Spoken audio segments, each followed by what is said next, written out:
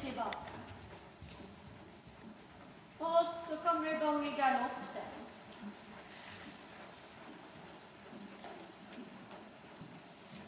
Bra. Och gör detsamma här. Ta en aning högre i formen. Och så lutar tillbaka.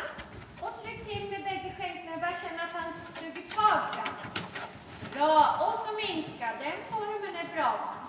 Och sitt tillbaka till att du sitter in bakbenen. Ja, bra.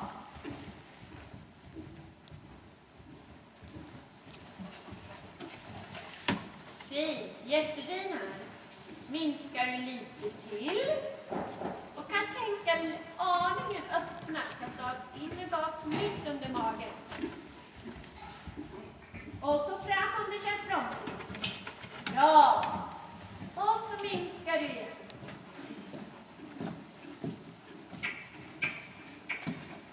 Ja, och fram igen. Och så minskar du igen.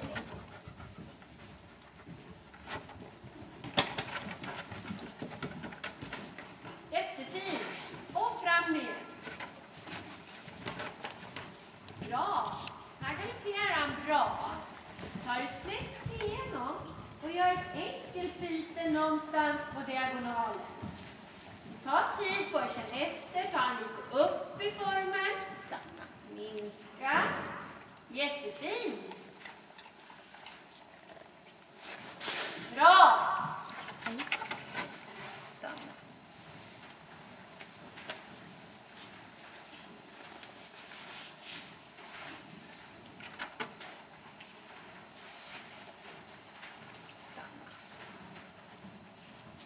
Här är han fin.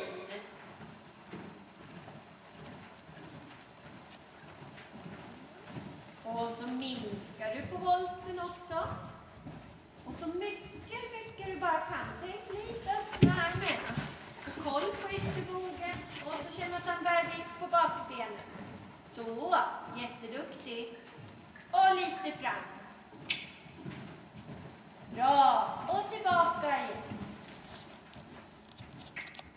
Och halvhalt på ytter. Håll på ytterbogen. Inre skänkel. Bra. Bra. Och fram. Fint.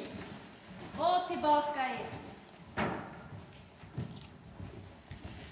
Och tillbaka lite till.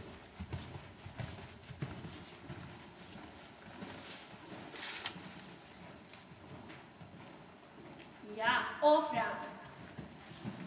Duktig. Nu tar du samma här in på diagonalen. Och du har hela diagonalen på dig på en bra känsla.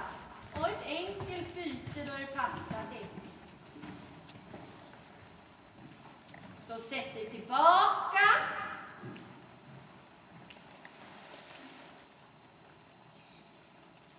Och skritta rakt innan du fattar.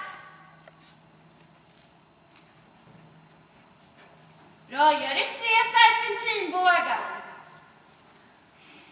Och sätt dig tillbaka. Känn hela tiden att han är bakvikt. Du har en jättefin galopp.